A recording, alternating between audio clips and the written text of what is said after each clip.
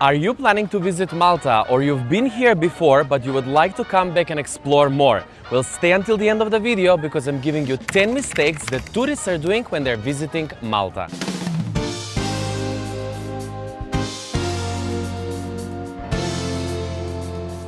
I want this video to be very friendly without any cuts while I'm talking about these points and mistakes. So the first one that I have for you guys is that a lot of tourists are coming over to Malta just for about 3 days and they're visiting only the mainstream areas of the island, such as Valletta, where I am at the moment, which it's a must to visit, Mdina and the three cities.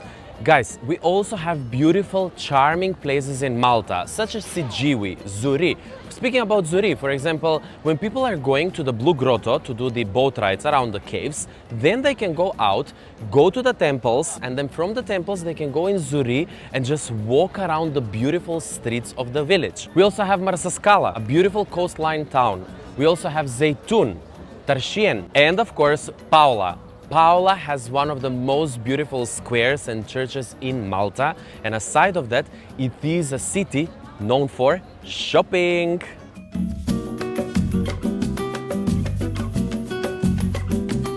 Now, the second point that I have for you guys, some people might disagree with me, but it is a mistake that people are doing in Malta. It's renting a car.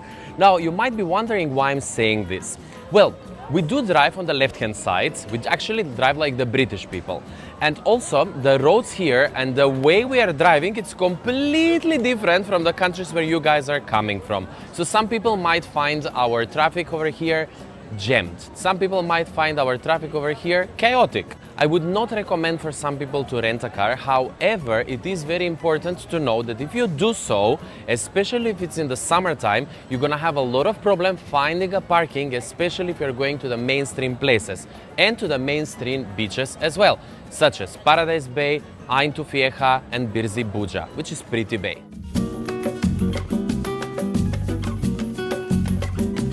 Mistake number 3 that tourists are doing when they're visiting Malta is choosing the wrong area to stay in. For example, if you are in your 50s, 60s or 70s and if you're coming over to Malta, avoid staying in St Julians during the summer months because most of the time you're going to end up in an area full of youngsters, drunk people at night.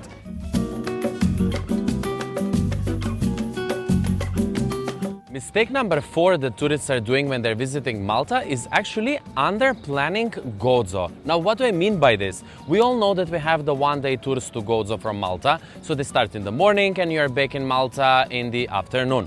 Now, all of these tours are showing how beautiful Gozo is, but everything is timed. So you have just a limited time to stay at one place, and you do not have that freedom to go and explore more. So with this being said, if you're visiting Malta, try to at least give yourself one night in Gozo or 2 full days so that you can experience the beauty of our sister island.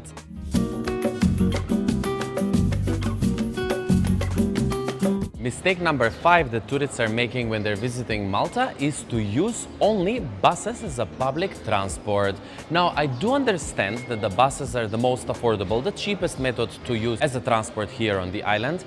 However, if you're visiting Malta during the summertime, guys, please note that the buses tend to be so busy, especially towards the most famous area. For example, if you're traveling from Sliema to Mdina, it can easily take up to an hour to get there. And the buses are not as frequent as some people think that in 10-15 minutes you're gonna get a bus. No, it's much more than that. So if the first bus is busy, you need to wait additional half an hour for the next bus. This being said, your transport towards Mdina from Sliema is going to be 1.5 hours. If you can afford, I would definitely suggest to use Bolt.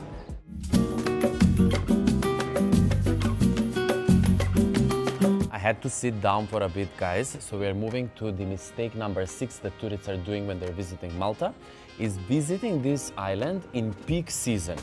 July, August are the most busiest months that we have here in Malta, but aside of being so busy, it's super hot as well.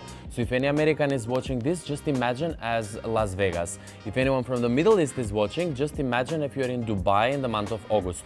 Super hot with high humidity. With this being said, in my opinion, the best month to visit Malta is June. Why? Because we have the summer timetable for the public transport in Malta, and also all the beach clubs are open.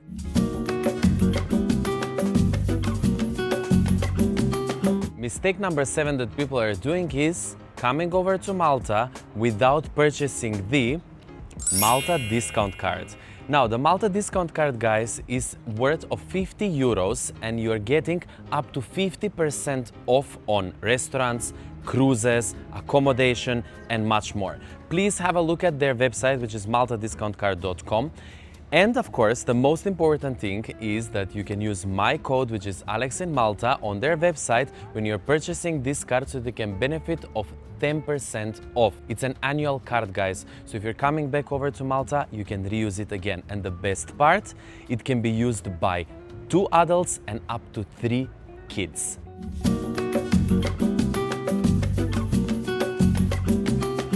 As a mistake number 8, I would say that it's more of an expectation. A lot of people are making expectation that Malta has a lot of beautiful sandy beaches with turquoise water. Yes, we do have them, like Comino, for example. Birzibuja is beautiful as well. However, Malta has predominantly rocky beaches, guys. With this being said, if you're thinking that you're coming over to Malta and you're going to have the best sandy holiday experience, Here it's more about rocky beaches, history, good food, and a very nice nightlife.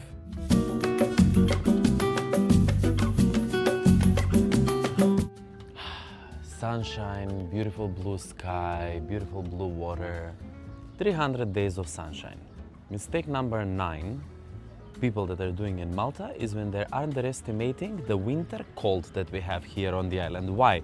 Because, as I said at the beginning, we do have 300 days of sunshine in Malta. However, the winter months here on the island, especially January and February, they are very cold. When I say very cold, you might be wondering why. When you're seeing the weather forecast that says that we have 15 degrees, guys, we have a north wind in Malta on certain days where these 15 degrees, they actually feel like 8 or even lower. So please pay attention if you're coming to visit Malta in the winter times. Definitely make sure to get yourself a jacket. Some people are swimming in Malta during the winter time, but that's only for the brave ones.